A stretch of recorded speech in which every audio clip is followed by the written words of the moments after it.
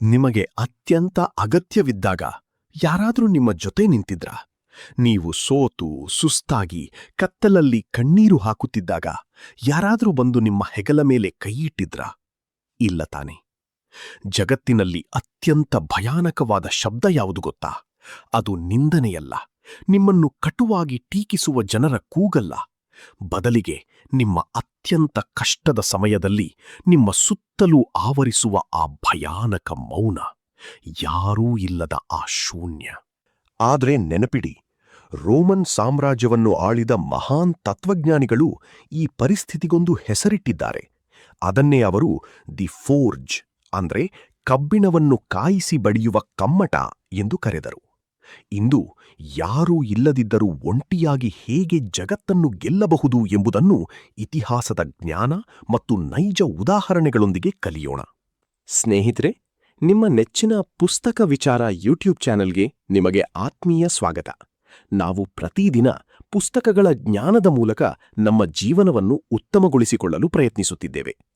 ಇವತ್ತಿನ ಈ ವಿಶೇಷ ವಿಡಿಯೋ ಜಗತ್ತಿನಲ್ಲಿ ಯಾರೂ ತಮಗೆ ಬೆಂಬಲ ನೀಡುತ್ತಿಲ್ಲ ಎಂದು ಒಂಟಿತನದಿಂದ ನರಳುತ್ತಿರುವ ಪ್ರತಿಯೊಬ್ಬರಿಗಾಗಿ ಸಿದ್ಧವಾಗಿದೆ. ಇವತ್ತು ನಾವು ಸ್ಟಾಯಿಸಿಸಂ ಎಂಬ ಅದ್ಭುತ ಜೀವನ ತತ್ವದ ಮೂಲಕ ಒಂಟಿತನವನ್ನು ಕೇವಲ ಸಹಿಸಿಕೊಳ್ಳುವುದಲ್ಲ, ಅದನ್ನೇ ನಮ್ಮ ಅತ್ಯಂತ ದೊಡ್ಡ ಬ್ರಹ್ಮಾಸ್ತ್ರವನ್ನಾಗಿ ಹೇಗೆ ಮಾಡಿಕೊಳ್ಳಬೇಕು ಎಂದು ಕಲಿಯಲಿದ್ದೇವೆ. ಈ ವಿಡಿಯೋ ಮುಗಿಯುವಷ್ಟರಲ್ಲಿ ನಿಮ್ಮ ಯೋಚನಾ ಶೈಲಿ ಸಂಪೂರ್ಣವಾಗಿ ಬದಲಾಗಿರುತ್ತದೆ. ಮುಂದೆ ಹೋಗುವ ಮುನ್ನ ನಿಮಗೊಂದು ಸಣ್ಣ ಸವಾಲು. ನೀವು ಕೂಡ ಜೀವನದಲ್ಲಿ ಯಾರ ಬೆಂಬಲವೂ ಇಲ್ಲದೆ ಒಂಟಿಯಾಗಿ ಹೋರಾಡುತ್ತಿದ್ದರೆ ಈಗಲೇ ಕಮೆಂಟ್ ಬಾಕ್ಸ್ನಲ್ಲಿ ನಾನು ಸಿದ್ಧನಿದ್ದೇನೆ ಅಥವಾ ಐ ಶೋಡ್ ಅಪ್ ಎಂದು ಟೈಪ್ ಮಾಡಿ. ನಿಮ್ಮ ಧೈರ್ಯವನ್ನು ಜಗತ್ತಿಗೆ ತೋರಿಸಿ. ಹಾಗೆಯೇ ನಮ್ಮ ಚಾನೆಲ್ಗೆ ಸಬ್ಸ್ಕ್ರೈಬ್ ಮಾಡಿ, ಆ ಬೆಲ್ ಐಕಾನ್ ಒತ್ತಿ ಲೈಕ್ ಮಾಡಿ. ನಿಮ್ಮ ಒಂದು ಲೈಕ್ ನಮಗೆ ಮತ್ತಷ್ಟು ಉತ್ತಮ ಕಂಟೆಂಟ್ ಮಾಡಲು ಸ್ಫೂರ್ತಿ ನೀಡುತ್ತದೆ. ಬನ್ನಿ, ಈ ಅದ್ಭುತ ಆಡಿಯೋ ಪ್ರಯಾಣವನ್ನು ಆರಂಭಿಸೋಣ. ಅಧ್ಯಾಯ 1. ಒಂಟಿ ಹೋರಾಟದ ಭಾ. ಜೀವನದಲ್ಲಿ ಒಂದು ವಿಶಿಷ್ಟವಾದ ಆಯಾಸವಿದೆ ಸ್ನೇಹಿತರೆ. ಅದು ಬರೀ ಕಠಿಣ ಕೆಲಸ ಮಾಡುವುದರಿಂದ ಬರುವ ದೈಹಿಕ ಆಯಾಸವಲ್ಲ. ದಿನವಿಡೀ ದುಡಿದು ಬಂದರೆ ರಾತ್ರಿ ಚೆನ್ನಾಗಿ ನಿದ್ದೆ ಮಾಡಿದ ತಕ್ಷಣ ಆ ಆಯಾಸ ಕರಗಿ ಹೋಗುತ್ತದೆ. ಆದರೆ ಈ ಆಯಾಸ ಬೇರೆಯದೇ ತರಹದ್ದು.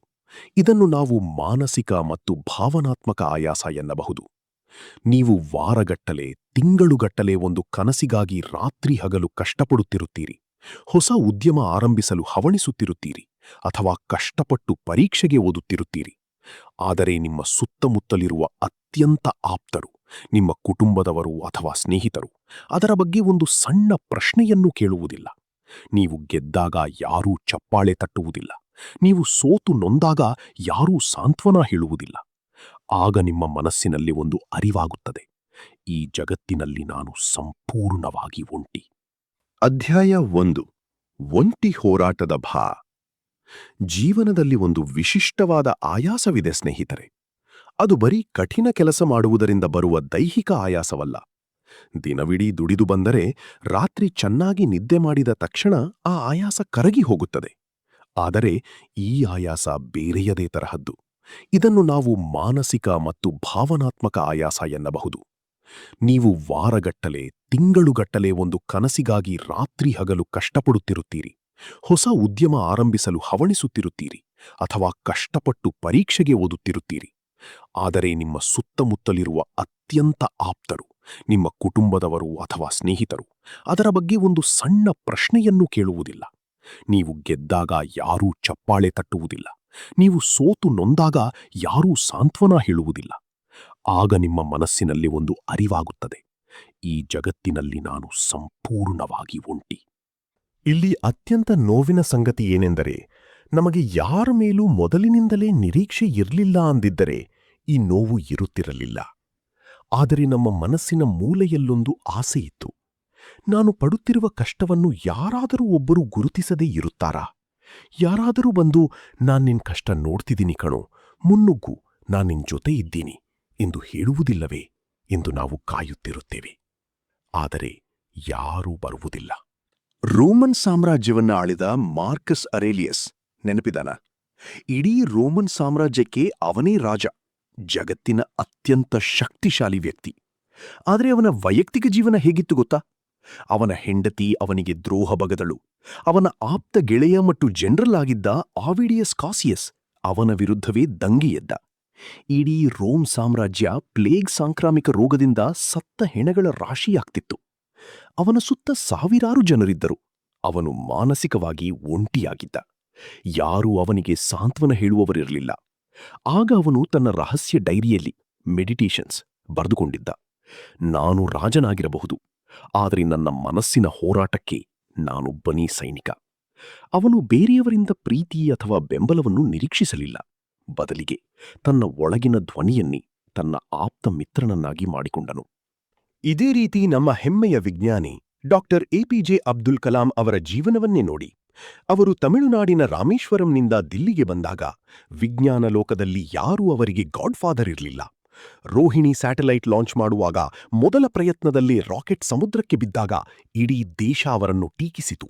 ಅವರ ಜೊತೆ ನಿಲ್ಲಲು ಯಾರೂ ಇರಲಿಲ್ಲ. ಆದರೆ ಆ ಒಂಟಿ ಭಾರವನ್ನು ಅವರೇ ಹೊತ್ತರು. ಮರುವರ್ಷವೇ ಯಶಸ್ವಿಯಾಗಿ ರಾಕೆಟ್ ಉಡಾವಣೆ ಮಾಡಿ ತೋರಿಸಿದರು. ನಿಮಗೊಂದು ಪ್ರಶ್ನೆ: ನೀವು ಕೊನೆಯ ಬಾರಿ ನಿಮಗಾಗಿ ಯಾವಾಗ ಚಪ್ಪಾಳೆ ತಟ್ಟಿಕೊಂಡಿದ್ದೀರಿ? ಬೇರೆಯವರು ನಿಮ್ಮನ್ನು ಗುರುತಿಸುವ ಮುನ್ನ ನೀವು ನಿಮ್ಮನ್ನು ಗುರುತಿಸಿದ್ದೀರಾ? ಯೋಚಿಸಿ. ಮುಂದಿನ ಅಧ್ಯಾಯದಲ್ಲಿ ಈ ಒಂಟಿತನ ನಮ್ಮ ಮೆದುಳನ್ನು ಹೇಗೆ ಬದಲಾಯಿಸುತ್ತದೆ ಎಂದು ನೋಡೋಣ. ಅಧ್ಯಾಯ 2: ಮೌನವು ನಿಮ್ಮನ್ನು ಕೊಲ್ಲುತ್ತಿದೆಯೇ? What the silence is really doing to you? ಹಲವಾರು ಸ್ವಯಂ ಸಹಾಯ ಪುಸ್ತಕಗಳು ಮತ್ತು ಮೋಟಿವೇಶನಲ್ ಸ್ಪೀಕರ್ಗಳು ಒಂದು ಕಹಿ ಸತ್ಯವನ್ನು ಮುಚ್ಚಿಡುತ್ತಾರೆ. ಬೆಂಬಲ ಇಲ್ಲದಿರುವುದು ಕೇವಲ ನಿಮ್ಮ ಹಾದಿಯನ್ನು ಕಷ್ಟವಾಗಿಸುವುದಿಲ್ಲ, ಬದಲಾಗಿ ಅದು ನಿಧಾನವಾಗಿ ನಿಮ್ಮ ಮೆದುಳಿನ ಯೋಚನಾ ಶೈಲಿಯನ್ನೇ ಬದಲಾಯಿಸಿಬಿಡುತ್ತದೆ. ಇದು ಅತ್ಯಂತ ಅಂಡರ್ಗ್ರೌಂಡ್ ಕೆಲಸ. ನಿಮಗೆ ತಿಳಿಯದಂತೆ ನಿಮ್ಮನ್ನು ತಿನ್ನುವ ರೋಗ ಇದು. ಯಾವಾಗ ನಿಮ್ಮ ಸುತ್ತ ಮೌನ ಆವರಿಸುತ್ತದೆಯೋ, ನಿಮ್ಮ ಯಶಸ್ಸಿಗೆ ಯಾರೂ ಸಾಕ್ಷಿಯಾಗುವುದಿಲ್ಲವೋ, ಆಗ ನಿಮ್ಮ ಮೆದುಳು ತಾನಾಗಿಯೇ ಕಥೆಗಳನ್ನು ಹೆಣೆಯಲು ಶುರುಮಾಡುತ್ತದೆ. ಬಹುಶಃ ನಾನು ಮಾಡುತ್ತಿರುವ ಕೆಲಸ ಯಾರಿಗೂ ಇಷ್ಟವಾಗುತ್ತಿಲ್ಲವೇನೋ, ನನ್ನಲ್ಲಿ ಆ ಅರ್ಹತೆ ಇಲ್ಲವೇನೋ, ಎಲ್ಲರೂ ನನ್ನನ್ನು ಕಡೆಗಣಿಸುತ್ತಿದ್ದಾರೆ ಎಂದರೆ ನಾನು ತಪ್ಪು ಹಾದಿಯಲ್ಲಿದ್ದೇನೆಯೇ? ಇಂತಹ ನಕಾರಾತ್ಮಕ ಯೋಚನೆಗಳು ನಿಮ್ಮನ್ನು ಒಳಗಿನಿಂದಲೇ ತಿನ್ನಲು ಆರಂಭಿಸುತ್ತವೆ. ಎಪಿಕ್ಟೆಟಸ್ ಎಂಬ ಮಹಾನ್ ಸ್ಟಾಯಿಕ್ ತತ್ವಜ್ಞಾನಿ ಹುಟ್ಟಿದ್ದು ಒಬ್ಬ ಗುಲಾಮನಾಗಿ. ಅವನಿಗೆ ಯಾವುದೇ ಗಾಡ್ಫಾದರ್ ಇರಲಿಲ್ಲ, ಪ್ರೋತ್ಸಾಹಿಸಲು ಪೋಷಕರಿರಲಿಲ್ಲ, ಹೆಗಲ ಮೇಲೆ ಕೈಯಿಡಲು ಗೆಳೆಯರಿರಲಿಲ್ಲ. ಅವನ ಮಾಲೀಕ ಎಪಫ್ರೋಡಿಟಸ್ ಕ್ರೂರಿಯಾಗಿದ್ದ. ಒಮ್ಮೆ ಅವನು ಎಪಿಕ್ಟೇಟಸ್ನ ಕಾಲನ್ನು ಜೋರಾಗಿ ಮುರಿದು ಅವನನ್ನು ಇಡೀ ಜೀವನಕ್ಕೆ ಕುಂಟನನ್ನಾಗಿ ಮಾಡಿದ. ಅಂತಹ ಕತ್ತಲೆಯ ಜೈಲಿನಲ್ಲಿ, ಒಂಟಿತನದಲ್ಲಿ ಎಪಿಕ್ಟೇಟಸ್ ತನ್ನ ಪರಿಸ್ಥಿತಿಯನ್ನು ನೋಡಿ ಅತ್ತಿದ್ದರೆ ಇವತ್ತು ಇತಿಹಾಸದಲ್ಲಿ ಅವನ ಹೆಸರಿರುತ್ತಿರಲಿಲ್ಲ. ಅವನು ಕಂಡುಕೊಂಡ ಸತ್ಯ ಏನೆಂದರೆ, ನನ್ನ ಕಾಲನ್ನು ಮುರಿಯುವುದು ಮಾಲೀಕನ ಕೈಯಲ್ಲಿದೆ, ಆದರೆ ನನ್ನ ಮನಸ್ಸನ್ನು ಮುರಿಯುವುದು ಯಾರಿಗೂ ಸಾಧ್ಯವಿಲ್ಲ. ಜಗತ್ತಿನ ಮೌನವು ಅವರ ಸಮಸ್ಯೆಯೇ ಹೊರತು ನಿಮ್ಮದಲ್ಲ ಎಂದು ಅವನು ಅರಿತನು. ಇದೇ ರೀತಿ ಆಧುನಿಕ ಉದಾಹರಣೆ ನೋಡುವುದಾದರೆ ಪ್ರಸಿದ್ಧ ಲೇಖಕಿ ಜೆ.ಕೆ. ರೌಲಿಂಗ್ ಅವರ ಜೀವನವನ್ನು ನೆನಪಿಸಿಕೊಳ್ಳಿ. ಅವರು ಹ್ಯಾರಿ ಪಾಟರ್ ಪುಸ್ತಕ ಬರೆಯುವಾಗ ಡಿಪ್ರೆಷನ್ನಲ್ಲಿದ್ದರು. ಅವರ ಕೈಯಲ್ಲಿ ದುಡ್ಡಿರಲಿಲ್ಲ, ಗಂಡ ವಿಚ್ಛೇದನ ನೀಡಿದ್ದ, ಒಂಟಿ ತಾಯಿಯಾಗಿ ಮಗುವನ್ನು ಸಾಕುತ್ತಿದ್ದರು. ಅವರು ಬರೆದ ಹಸ್ತಪ್ರತಿಯನ್ನು 12 ಪಬ್ಲಿಷರ್ಸ್ ತಿರಸ್ಕರಿಸಿದರು. ಆ ಇಡೀ ಜಗತ್ತು ಅವರ ಸುತ್ತ ಮೌನವಾಗಿತ್ತು, ಯಾರೂ ಸಹಾಯ ಮಾಡಲಿಲ್ಲ. ಆದರೆ ಅವರು ಆ ಮೌನವನ್ನು ತಮ್ಮ ಕಲ್ಪನಾ ಲೋಕಕ್ಕೆ ಶಕ್ತಿಯನ್ನಾಗಿ ಬಳಸಿಕೊಂಡರು. ಇಂದು ಅವರೆಲ್ಲಿದ್ದಾರೆ ಎಂದು ನಿಮಗೆ ಗೊತ್ತು. ಅದಕ್ಕಾಗಿಯೇ ಸೆನೆಕಾ ಹೇಳುತ್ತಾನೆ, ನಾವು ಕಾಲ್ಪನಿಕ ಭಯಗಳಿಂದಲೇ ಹೆಚ್ಚು ನರಳುತ್ತೇವೆ ಹೊರತು ವಾಸ್ತವದಿಂದಲ್ಲ. ಈ ಮೌನವನ್ನು ನ್ಯಾಯಾಧೀಶರ ತೀರ್ಪು ಎಂದು ಭಾವಿಸಬೇಡಿ, ಅದು ಬರೀ ಶೂನ್ಯ ಅಷ್ಟೇ. ಅಧ್ಯಾಯ 3: ಸ್ವಯಂ ಸಹಾಯದ ಕಲೆ. Autarkeia, the practice of self sufficiency. Autarkeia. ಈಗ ನಾವು ಪರಿಹಾರದ ಕಡೆಗೆ ಬರೋಣ. ಸ್ಟಾಯಿಕ್ ತತ್ವಜ್ಞಾನದಲ್ಲಿ ಒಂದು ಅದ್ಭುತ ಪದವಿದೆ. ಅದನ್ನೇ ಆಟಾರ್ಕಿಯಾ ಎನ್ನುತ್ತಾರೆ. ಇದರ ಸರಳ ಅರ್ಥ ಸ್ವಯಂ ಸಂಪೂರ್ಣತೆ ಅಥವಾ ನನ್ನ ಬೆಳವಣಿಗೆಗೆ ನಾನೇ ಮೂಲ, ನನಗೆ ಹೊರಗಿನವರ ಹಂಗಿಲ್ಲ. ನಿಮ್ಮ ಶಕ್ತಿಯ ಕೇಂದ್ರ ನಿಮ್ಮ ಒಳಗಿದೆ, ಹೊರಗಿನ ಜನರ ಚಪ್ಪಾಳೆಯಲ್ಲ. ಮಾರ್ಕಸ್ ಅರೇಲಿಯಸ್ ಬರೆಯುತ್ತಾನೆ, ಒಬ್ಬ ಮನುಷ್ಯನಿಗೆ ತನ್ನ ಸ್ವಂತ ಆತ್ಮಕ್ಕಿಂತ ಬೇರೆ ಯಾವುದೇ ಪ್ರಶಾಂತವಾದ ಜಾಗ ಸಿಗಲು ಸಾಧ್ಯವಿಲ್ಲ. ನೀವು ದಿನದ ಆರಂಭದಲ್ಲಿ ಇಡೀ ಜಗತ್ತನ್ನು ಎದುರಿಸುವ ಮುನ್ನ ನಿಮ್ಮನ್ನು ನೀವು ಎದುರಿಸಬೇಕು. ಸ್ನೇಹಿತರೆ, ಈ ಸ್ವಯಂ ಸಂಪೂರ್ಣತೆಯನ್ನು ನಿಮ್ಮ ಜೀವನದಲ್ಲಿ ಅಳವಡಿಸಿಕೊಳ್ಳಲು ನೀವು ದಿನನಿತ್ಯ 3 ಪ್ರಮುಖ ಅಭ್ಯಾಸಗಳನ್ನು ರೂಢಿಸಿಕೊಳ್ಳಬೇಕು. ಮೊದಲನೆಯದಾಗಿ, ಬೆಳಗಿನ ಆತ್ಮಾವಲೋಕನ, ಮಾರ್ನಿಂಗ್ ರಿಫ್ಲೆಕ್ಷನ್. ಪ್ರತಿದಿನ ಬೆಳಗ್ಗೆ ಎದ್ದ ತಕ್ಷಣ ನಿಮ್ಮ ಕೈಗೆ ಮೊಬೈಲ್ ಫೋನ್ ತೆಗೆದುಕೊಂಡು ಜಗತ್ತಿನ ಗದ್ದಲಕ್ಕೆ ಕಿವಿಕೊಡುವ ಮುನ್ನ ಕಣ್ಣು ಮುಚ್ಚಿ ನಿಮಗೇ ಒಂದು ಪ್ರಶ್ನೆ ಕೇಳಿಕೊಳ್ಳಿ. ನಾನು ಯಾರಿಗಾಗಿ ಈ ಕೆಲಸ ಮಾಡುತ್ತಿದ್ದೇನೆ? ನನ್ನ ನಿಜವಾದ ಗುರಿ ಏನು? ಈ ಒಂದು ಸಣ್ಣ ಪ್ರಶ್ನೆ ನಿಮ್ಮನ್ನು ಬಾಹ್ಯ ಜಗತ್ತಿನ ನಿರೀಕ್ಷೆಗಳಿಂದ ಮುಕ್ತಗೊಳಿಸಿ ನಿಮ್ಮ ಆಂತರಿಕ ಶಕ್ತಿಯ ಕಡೆಗೆ ನಿಮ್ಮ ಗಮನವನ್ನು ಸೆಳೆಯುತ್ತದೆ. ಎರಡನೆಯದಾಗಿ, ರಹಸ್ಯ ಪ್ರಗತಿ ಡೈರಿ, ಪ್ರೈವೇಟ್ ಪ್ರೋಗ್ರೆಸ್ ರೆಕಾರ್ಡ್ ಇಡುವುದು. ನಿಮ್ಮ ದಿನನಿತ್ಯದ ಸಣ್ಣ ಸಣ್ಣ ಗೆಲುವುಗಳನ್ನು, ನೀವು ದಾಟಿದ ಸಣ್ಣ ಅಡೆತಡೆಗಳನ್ನು ಯಾರಿಗೂ ತಿಳಿಸದಂತೆ ಒಂದು ರಹಸ್ಯ ಡೈರಿಯಲ್ಲಿ ಬರೆದಿಡಿ. ಇಡೀ ಜಗತ್ತು ನಿಮ್ಮ ಬೆಳವಣಿಗೆಯನ್ನು ಗುರುತಿಸದೆ ಮೌನವಾಗಿದ್ದರೂ ನಿಮ್ಮ ಈ ಡೈರಿ ನಿಮ್ಮ ಪರಿಶ್ರಮಕ್ಕೆ ಮತ್ತು ನೀವು ಪ್ರತಿದಿನ ಇಡುತ್ತಿರುವ ಮುನ್ನಡೆಯ ಹೆಜ್ಜೆಗಳಿಗೆ ಜೀವಂತ ಸಾಕ್ಷಿಯಾಗಿ ನಿಲ್ಲುತ್ತದೆ. ಮೂರನೆಯದಾಗಿ ಮತ್ತು ಅತ್ಯಂತ ಪ್ರಮುಖವಾದದ್ದು, ಬೆಂಬಲದ ವ್ಯಾಖ್ಯಾನವನ್ನು ಬದಲಿಸುವುದು. Redefine support. ನಮ್ಮ ಜೊತೆ ಮನುಷ್ಯರಿದ್ದರೆ ಮಾತ್ರ ಅದು ಬೆಂಬಲ ಎಂಬ ತಪ್ಪು ಕಲ್ಪನೆಯಿಂದ ನಾವು ಹೊರಬರಬೇಕು. ನೀವು ಒಂಟಿಯಾಗಿರುವಾಗ ನಿಮಗೆ ದಾರಿದೀಪವಾಗುವ ಒಂದು ಒಳ್ಳೆಯ ಪುಸ್ತಕ, ನಿಮ್ಮ ಯೋಚನೆಗಳನ್ನು ಸರಿಪಡಿಸಿಕೊಳ್ಳಲು ನಿಮಗೆ ಸಿಗುವ ಪ್ರಶಾಂತವಾದ ಒಂಟಿ ಸಮಯ ಮತ್ತು ನಿಮ್ಮನ್ನು ಗಟ್ಟಿಗೊಳಿಸುತ್ತಿರುವ ನಿಮ್ಮ ಇಂದಿನ ಕಷ್ಟಗಳೇ ನಿಮ್ಮ ಅತಿದೊಡ್ಡ ಬೆಂಬಲ ಎಂದು ಭಾವಿಸಲು ಆರಂಭಿಸಿ. ಯಾವಾಗ ನೀವು ಮನುಷ್ಯರ ಮೇಲಿನ ಅವಲಂಬನೆಯನ್ನು ಬಿಟ್ಟು ಈ ಆಂತರಿಕ ಮತ್ತು ಬೌದ್ಧಿಕ ಶಕ್ತಿಗಳನ್ನೇ ನಿಮ್ಮ ಬೆಂಬಲವನ್ನಾಗಿ ಮಾಡಿಕೊಳ್ಳುತ್ತೀರೋ, ಆಗ ನೀವು ಯಾರ ಸಹಾಯವೂ ಇಲ್ಲದೆ ಒಂಟಿಯಾಗಿಯೇ ಜಗತ್ತನ್ನು ಗೆಲ್ಲಲು ಸಿದ್ಧರಾಗುತ್ತೀರಿ. ನಮ್ಮ ಭಾರತದ ಮಹಾತ್ಮ ಗಾಂಧೀಜಿಯವರ ಜೀವನವನ್ನೇ ನೋಡಿ. ಅವರು ದಕ್ಷಿಣ ಆಫ್ರಿಕಾದಲ್ಲಿ ರೈಲಿನಿಂದ ಹೊರದಬ್ಬಲ್ಪಟ್ಟಾಗ ಅವರು ಸಂಪೂರ್ಣ ಒಂಟಿಯಾಗಿದ್ರು. ಬ್ರಿಟಿಷ್ ಸಾಮ್ರಾಜ್ಯದ ವಿರುದ್ಧ ಹೋರಾಡುವಾಗ ಅವರ ಜೊತೆ ಮೊದಲಿಗೆ ಯಾರೂ ಇರಲಿಲ್ಲ. ಆದರೆ ಅವರು ಆಟಾರ್ಕಿಯಾ ಅಂದರೆ ಆಂತರಿಕ ಶಕ್ತಿಯನ್ನ ನಂಬಿದ್ರು. ಉಪವಾಸ ಸತ್ಯಾಗ್ರಹ ಮಾಡುವಾಗ ಅವರು ಒಂಟಿಯಾಗಿಯೇ ಕುಳಿತುಕೊಳ್ತಿದ್ರು. ಅವರ ಒಳಗಿನ ನೈತಿಕ ಶಕ್ತಿಯೇ ಇಡೀ ದೇಶವನ್ನ ಅವರ ಹಿಂದೆ ಬರುವಂತೆ ಮಾಡಿತು. ಅದೇ ರೀತಿ ಕ್ರೀಡಾಲೋಕದಲ್ಲಿ ಕ್ರಿಸ್ಟಿಯಾನೋ ರೊನಾಲ್ಡೋ ಬಾಲ್ಯದಲ್ಲಿ ಅತ್ಯಂತ ಬಡತನದಲ್ಲಿದ್ದರು. ಅವರ ತಂದೆ ಕುಡುಕರಾಗಿದ್ದರು. ಮನೆಯಲ್ಲಿ ತಿನ್ನಲು ಅನ್ನವಿರಲಿಲ್ಲ. ಆದರೆ ಅವರು ದಿನಾಲೂ ಬೆಳಗ್ಗೆ ಜಗತ್ತು ಮಲಗಿರುವಾಗ ಒಂಟಿಯಾಗಿ ಮೈದಾನಕ್ಕೆ ಹೋಗಿ ಪ್ರಾಕ್ಟೀಸ್ ಮಾಡುತ್ತಿದ್ದರು. ಯಾರೂ ಅವರನ್ನು ಪ್ರೋತ್ಸಾಹಿಸುತ್ತಿರಲಿಲ್ಲ. ಆದರೆ ಅವರ ಆಂತರಿಕ ಶಕ್ತಿ, ಆಟಾರ್ಕಿಯಾ, ಅವರನ್ನು ವಿಶ್ವದ ಶ್ರೇಷ್ಠ ಫುಟ್ಬಾಲ್ ಆಟಗಾರನನ್ನಾಗಿ ಮಾಡಿತು. ಸ್ನೇಹಿತರೆ, ಯಾರಾದರೂ ನಿಮ್ಮನ್ನು ಹೊಗಳಿದಾಗ ಸಿಗುವ ಪ್ರೇರಣೆ ತಾತ್ಕಾಲಿಕ. ಆದರೆ ಒಂಟಿತನದ ಕತ್ತಲಲ್ಲಿ ನಿಮ್ಮೊಳಗಿಂದ ಮೂಡುವ ಛಲ ಇದೆಯಲ್ಲ, ಅದು ಶಾಶ್ವತ. ಅಧ್ಯಾಯ 4. ಅಡೆತಡೆಗಳನ್ನೇ ಇಂಧನವಾಗಿಸಿಕೊಳ್ಳಿ. ನಿಮ್ಮನ್ನು ಕೇವಲ ಕಡೆಗಣಿಸುವುದಷ್ಟೇ ಅಲ್ಲ, ನಿಮ್ಮ ಸುತ್ತಮುತ್ತಲಿನವರು ನಿಮ್ಮನ್ನು ನೋಡಿ ಆಡಿಕೊಳ್ಳುತ್ತಿರಬಹುದು. ನಿನಗೆ ಇದೆಲ್ಲ ಆಗಲ್ಲ, ಸುಮ್ಮನೇ ಇರು ಎಂದು ನಿರಾಶೆಗೊಳಿಸುತ್ತಿರಬಹುದು. ನಿಮ್ಮ ಹಳೆಯ ಸೋಲುಗಳನ್ನು ನೆನಪಿಸಿ ನಿಮ್ಮನ್ನು ಚುಚ್ಚುತ್ತಿರಬಹುದು. ಆಗ ಮಾರ್ಕಸ್ ಅರೇಲಿಯಸ್ ಹೇಳಿದ ಅತ್ಯಂತ ಪ್ರಸಿದ್ಧ ವಾಕ್ಯವನ್ನು ನೆನಪಿಸಿಕೊಳ್ಳಿ. The impediment to action advances action. What stands in the way becomes the way. ಅಂದರೆ ನಿಮ್ಮ ಹಾದಿಗೆ ಬರುವ ಅಡೆತಡೆಯೇ ನಿಮ್ಮ ಮುಂದಿನ ದಾರಿಯಾಗುತ್ತದೆ. ಯಾರಾದರೂ ನಿಮ್ಮ ಸಾಮರ್ಥ್ಯವನ್ನ ಅನುಮಾನಿಸಿದಾಗ ಅವರ ಜೊತೆ ವಾದ ಮಾಡಬೇಡಿ. ನಿಮ್ಮ ಶಕ್ತಿಯನ್ನ ಮಾತಿನ ಮೂಲಕ ವ್ಯರ್ಥ ಮಾಡಬೇಡಿ. ಸ್ಟೋಯಿಕ್ ಧೀರರು ಏನ್ಮಾಡ್ತಾರೆ ಗೊತ್ತಾ? ಆ ಆಕ್ರೋಶವನ್ನು, ಆ ನೋವನ್ನು ತಮ್ಮ ಕೆಲಸದ ಇಂಧನವನ್ನಾಗಿ ಬದಲಾಯಿಸಿಕೊಳ್ಳುತ್ತಾರೆ. ಜಗತ್ತಿನ ಶ್ರೇಷ್ಠ ಬಾಸ್ಕೆಟ್ಬಾಲ್ ಆಟಗಾರ ಮೈಕಲ್ ಜಾರ್ಡನ್ ಹೈಸ್ಕೂಲ್ನಲ್ಲಿದ್ದಾಗ ಅವರ ಎತ್ತರ ಕಡಿಮೆ ಇದೆ ಎಂದು ಶಾಲಾ ತಂಡದಿಂದಲೇ ಹೊರಹಾಕಲಾಗಿತ್ತು. ಕೋಚ್ ಅವರಿಗೆ ನಿನಗೆ ಬಾಸ್ಕೆಟ್ಬಾಲ್ ಆಡಲು ಬರಲ್ಲ ಎಂದು ಅವಮಾನಿಸಿದ್ದರು. ಜಾರ್ಡನ್ ಮನೆಗೆ ಬಂದು ರೂಮ್ ಲಾಕ್ ಮಾಡಿ ಅತ್ತರು. ಆದರೆ ಮರುದಿನದಿಂದಲೇ ಆ ಅವಮಾನವನ್ನು ಇಂಧನ ಮಾಡಿಕೊಂಡರು. ದಿನಕ್ಕೆ 1000 ಶೂಟಿಂಗ್ ಪ್ರಾಕ್ಟೀಸ್ ಮಾಡಲು ಶುರು ಮಾಡಿದರು. ಕೋಚ್ ಹಾಕಿದ ಆ ಅಡೆತಡೆಯೇ ಜಾರ್ಡನ್ ಅವರ ಯಶಸ್ಸಿನ ದಾರಿಯಾಯಿತು. ಮತ್ತೊಂದು ಅದ್ಭುತ ಉದಾಹರಣೆ ನಮ್ಮ ಹೆಮ್ಮೆಯ ಉದ್ಯಮಿ ಧೀರುಭಾಯ್ ಅಂಬಾನಿ. ಅವರು ಏಡನ್ನಲ್ಲಿ ಪೆಟ್ರೋಲ್ ಬಂಕ್ನಲ್ಲಿ ಕೆಲಸ ಮಾಡುತ್ತಿದ್ದಾಗ ದೊಡ್ಡ ಉದ್ಯಮ ಕಟ್ಟಬೇಕೆಂಬ ಅವರ ಕನಸನ್ನು ನೋಡಿ ಸಹಯೋದ್ಯೋಗಿಗಳು ನಗುತ್ತಿದ್ದರು. ದುಡ್ಡಿಲ್ಲದಿರುವುದು ದೊಡ್ಡ ಅಡೆತಡೆಯಾಗಿತ್ತು. ಆದರೆ ಅವರು ಆ ಅಡೆತಡೆಯನ್ನೇ ಬಂಡವಾಳ ಮಾಡಿಕೊಂಡರು. ಜನರ ನಿರಾಕರಣೆಯನ್ನೇ ಇಂಧನವಾಗಿಸಿಕೊಂಡು ರಿಲಯನ್ಸ್ ಸಾಮ್ರಾಜ್ಯವನ್ನು ಕಟ್ಟಿದರು. ನಿಮ್ಮನ್ನು ನಿರಾಕರಿಸುವ ಜನರ ಮಾತುಗಳನ್ನು ಕೇಳಿ ಕುಗ್ಗಬೇಡಿ. ಗೋಡೆ ಬಂದರೆ ಅದನ್ನು ನೋಡಿ ವಾಪಸ್ ಹೋಗಬೇಡಿ. ಆ ಗೋಡೆಯನ್ನೇ ಮೆಟ್ಟಿಲನ್ನಾಗಿ ಮಾಡಿಕೊಂಡು ಮೇಲೆ ಹತ್ತಿ. ಅಧ್ಯಾಯ 5. ಕತ್ತಲಲ್ಲಿ ಸಾಮ್ರಾಜ್ಯ ಕಟ್ಟುವುದು. Building in the dark. ಪ್ರೇಕ್ಷಕರಿಲ್ಲದ ಜಾಗದಲ್ಲಿ ನಾಟಕವಾಡುವುದು ತುಂಬಾ ಕಷ್ಟ ಸ್ನೇಹಿತರೆ. ಆದರೆ ಪ್ರೇಕ್ಷಕರಿಲ್ಲದಾಗ ಯಾರು ಅತ್ಯುತ್ತಮವಾಗಿ ಪ್ರದರ್ಶನ ನೀಡುತ್ತಾರೋ ಅವರೇ ನಿಜವಾದ ಮಾಸ್ಟರ್ಸ್. ಇಂದಿನ ಸೋಷಿಯಲ್ ಮೀಡಿಯಾ ಜಗತ್ತಿನಲ್ಲಿ ನಮಗೆ ಪ್ರತಿ ಸಣ್ಣ ವಿಷಯಕ್ಕೂ ಲೈಕ್ಸ್, ಕಮೆಂಟ್ಸ್ ಮತ್ತು ವ್ಯೂಸ್ ಬೇಕು. ಪ್ರತಿಯೊಬ್ಬರಿಗೂ ತಕ್ಷಣದ ಪ್ರಶಂಸೆ ಬೇಕು. ಇದನ್ನು ಸ್ಟೋಯಿಸಿಸಂ ಕಂಡೀಷನ್ಡ್ ಕಾನ್ಫಿಡೆನ್ಸ್ ಎನ್ನುತ್ತದೆ. ಅಂದರೆ ಬೇರೆಯವರು ಚೆನ್ನಾಗಿದೆ ಎಂದರೆ ಮಾತ್ರ ನಮ್ಮ ಕೆಲಸ ನಮಗೆ ಇಷ್ಟವಾಗುತ್ತದೆ. ಇದು ದೌರ್ಬಲ್ಯ.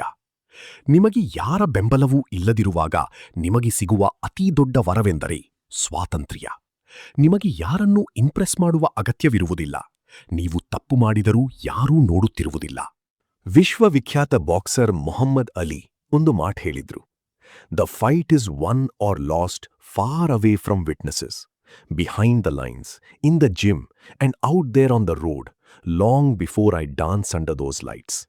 ಅಂದ್ರೆ ಬಾಕ್ಸಿಂಗ್ ರಿಂಗ್ನಲ್ಲಿ ಲೈಟ್ಸ್ ಕೆಳಗೆ ಗೆಲ್ಲುವ ಮುನ್ನ ಯಾರೂ ಇಲ್ಲದ ಕತ್ತಲೆಯ ಜಿಮ್ನಲ್ಲಿ, ಮುಂಜಾನೆ ಯಾರೂ ಇಲ್ಲದ ರಸ್ತೆಯಲ್ಲಿ ಓಡಿ ಓಡಿ ನಾನು ಆ ಗೆಲುವನ್ನು ಕತ್ತಲಲ್ಲೇ ನಿರ್ಧರಿಸಿರುತ್ತೇನೆ.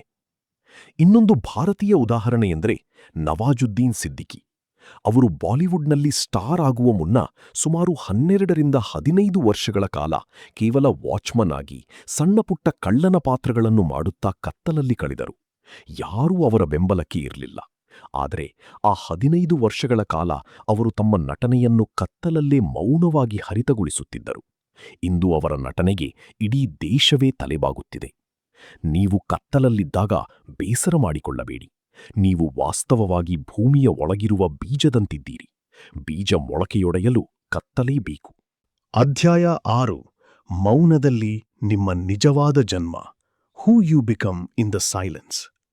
ಸ್ನೇಹಿತರೆ, ಈ ಸುದೀರ್ಘ ಆಡಿಯೋ ಪಯಣದ ಕೊನೆಯ ಘಟ್ಟಕ್ಕೆ ನಾವು ಬಂದಿದ್ದೇವೆ. ಇಷ್ಟೆಲ್ಲ ಕಷ್ಟಪಟ್ಟು ಒಂಟಿಯಾಗಿ ಹೋರಾಡಿ ನೀವು ಏನನ್ನು ಗಳಿಸುತ್ತೀರಿ ಗೊತ್ತಾ? ಕೇವಲ ದುಡ್ಡನ್ನಲ್ಲ, ಹೆಸರನ್ನಲ್ಲ, ಬದಲಿಗೆ ಒಂದು ಅಪ್ರತಿಮ, ಅಜೇಯ ವ್ಯಕ್ತಿತ್ವವನ್ನು. ನಿಮ್ಮ ಕಷ್ಟದ ಸಮಯದಲ್ಲಿ ಯಾರೂ ಬರದೇ ಇದ್ದಾಗ ನೀವು ಅಳುತ್ತಾ ಕುಳಿತುಕೊಳ್ಳಲಿಲ್ಲ. ಬದಲಿಗೆ ಎದ್ದು ನಿಂತು ನಿಮ್ಮ ಕೆಲಸವನ್ನು ಮುಂದುವರಿಸಿದಿರಿ. ಆ ಕ್ಷಣದಲ್ಲಿ ನಿಮ್ಮೊಳಗೆ ಒಬ್ಬ ಹೊಸ ಮನುಷ್ಯ ಹುಟ್ಟಿದ. ಅವನಿಗೆ ಸೋಲಿನ ಭಯವಿಲ್ಲ, ಒಂಟಿತನದ ಹೆದರಿಕೆಯಿಲ್ಲ, ಯಾರ ಪ್ರಶಂಸೆಯ ಹಂಗೂ ಇಲ್ಲ. ದಕ್ಷಿಣ ಆಫ್ರಿಕಾದ ಮಹಾನ್ ನಾಯಕ ನೆಲ್ಸನ್ ಮಂಡೇಲಾ ಅವರನ್ನು ವರ್ಣಭೇದ ನೀತಿಯ ವಿರುದ್ಧ ಹೋರಾಡಿದ್ದಕ್ಕಾಗಿ ರೋಬೆನ್ ದ್ವೀಪದ ಜೈಲಿನಲ್ಲಿ ಬರೋಬ್ಬರಿ 27 ವರ್ಷಗಳ ಕಾಲ ಇಡಲಾಗಿತ್ತು. ಕೇವಲ 8x7 ಅಡಿಯ ಸಣ್ಣ ಕೋಣೆ. ಯಾವುದೇ ಹಿತೈಷಿಗಳು ಇರಲಿಲ್ಲ. ಇಡೀ ಪ್ರಪಂಚದಿಂದ ಅವರನ್ನು ಕತ್ತರಿಸಿ ಒಂಟಿಯಾಗಿ ಇಡಲಾಗಿತ್ತು. ಆ 27 ವರ್ಷಗಳ ಭೀಕರ ಮೌನದಲ್ಲಿ ನೆಲ್ಸನ್ ಮಂಡೇಲಾ ಕುಸಿದು ಹೋಗಲಿಲ್ಲ. ಬದಲಿಗೆ ಅವರು ಮಾರ್ಕಸ್ ಅರೇಲಿಯಸ್ನ ಸ್ಟೋಯಿಕ್ ತತ್ವಗಳನ್ನು ಜೈಲಿನಲ್ಲಿ ಓದಿದರು. ತಮ್ಮ ಮನಸ್ಸನ್ನು ಗಟ್ಟಿಗೊಳಿಸಿಕೊಂಡರು. 27 ವರ್ಷಗಳ ನಂತರ ಜೈಲಿನಿಂದ ಹೊರಬಂದಾಗ ಅವರು ದ್ವೇಷದ ಮನುಷ್ಯನಾಗಿರಲಿಲ್ಲ. ಬದಲಿಗೆ ಶಾಂತಿಯ, ಕ್ಷಮೆಯ ಮಹಾನ್ ನಾಯಕನಾಗಿದ್ದರು. ಆ ಮೌನ ಅವರ ಹೊಸ ಜನ್ಮಕ್ಕೆ ಕಾರಣವಾಗಿತ್ತು. ಸೆನೆಕಾ ಹೇಳಿದಂತೆ, ಕಷ್ಟಗಳು ಮನುಷ್ಯನ ಮನಸ್ಸನ್ನು ಗಟ್ಟಿಗೊಳಿಸುತ್ತವೆ. ಹೇಗೆ ದೈಹಿಕ ಶ್ರಮವು ಶರೀರವನ್ನು ಬಲಿಷ್ಠಗೊಳಿಸುತ್ತದೆಯೋ ಹಾಗೆ ಇವತ್ತು ನೀವು ಅನುಭವಿಸುತ್ತಿರುವ ಈ ಒಂಟಿತನ ಬೌದ್ಧಿಕವಾಗಿ ಮತ್ತು ಮಾನಸಿಕವಾಗಿ ನಿಮ್ಮನ್ನೊಬ್ಬ ಅಜೇಯ ವ್ಯಕ್ತಿಯನ್ನಾಗಿ ಮಾಡುತ್ತಿದೆ. ಕೊನೆಯದಾಗಿ, ನಾಳೆ ಬೆಳಗ್ಗೆ ನೀವೆದ್ದಾಗ ನಿಮ್ಮ ಜೊತೆ ಜಗತ್ತೇ ಇಲ್ಲದಿದ್ದರೂ ನೆನಪಿಡಿ, ನಿಮ್ಮ ಜೊತೆ ನೀವಿದ್ದೀರಿ. ನಿಮ್ಮ ಒಳಗಿನ ಆ ಸ್ಟೋಯಿಕ್ ಧೀರ ಜಾಗೃತನಾಗಿದ್ದಾನೆ. ನಿಮಗೆ ಈ ಆಡಿಯೋ ಬುಕ್ ನಿಜವಾಗಿಯೂ ಹೊಸ ಭರವಸೆಯನ್ನು ನೀಡಿದ್ದರೆ ಕಮೆಂಟ್ ಬಾಕ್ಸ್ನಲ್ಲಿ ನಾನು ಒಂಟಿಯಾಗಿ ಗೆಲ್ಲಬಲ್ಲೆ ಅಥವಾ ಐ ರೈಸ್ ಅಲೋನ್ ಎಂದು ಹೆಮ್ಮೆಯಿಂದ ಬರೆಯಿರಿ. ನಿಮ್ಮ ಅತ್ಯಂತ ಪ್ರೀತಿಯ ಗೆಳೆಯ ಅಥವಾ ಗೆಳತಿ ಒಂಟಿತನದಿಂದ ಬಳಲುತ್ತಿದ್ದರೆ ಅವರಿಗೆ ಈ ವಿಡಿಯೋವನ್ನು ಈಗಲೇ ಶೇರ್ ಮಾಡಿ. ನಮ್ಮ ಪುಸ್ತಕ ವಿಚಾರ ಚಾನೆಲ್ಗೆ ಇನ್ನೂ ಸಬ್ಸ್ಕ್ರೈಬ್ ಆಗಿಲ್ಲ ಅಂದ್ರೆ ಈಗಲೇ ಸಬ್ಸ್ಕ್ರೈಬ್ ಆಗಿ ಲೈಕ್ ಬಟನ್ ಒತ್ತಿ ನಮ್ಮನ್ನು ಪ್ರೋತ್ಸಾಹಿಸಿ. ನಿಮ್ಮ ಜೀವನದ ಮುಂದಿನ ಅಧ್ಯಾಯ ಅತ್ಯಂತ ಶಕ್ತಿಶಾಲಿಯಾಗಿರಲಿ. ಕತ್ತಲನ್ನು ಕಂಡು ಹೆದರಬೇಡಿ, ನೀವೇ ಒಂದು ನಕ್ಷತ್ರವಾಗಿ ಹೊಳೆಯಿರಿ. ಧನ್ಯವಾದಗಳು. ಮತ್ತೊಂದು ಅದ್ಭುತ ಪುಸ್ತಕದ ವಿಚಾರದೊಂದಿಗೆ ಸಿಗೋಣ. ಮುನ್ನುಗ್ಗಿ ಜಗತ್ತನ್ನು ಗೆಲ್ಲಿ.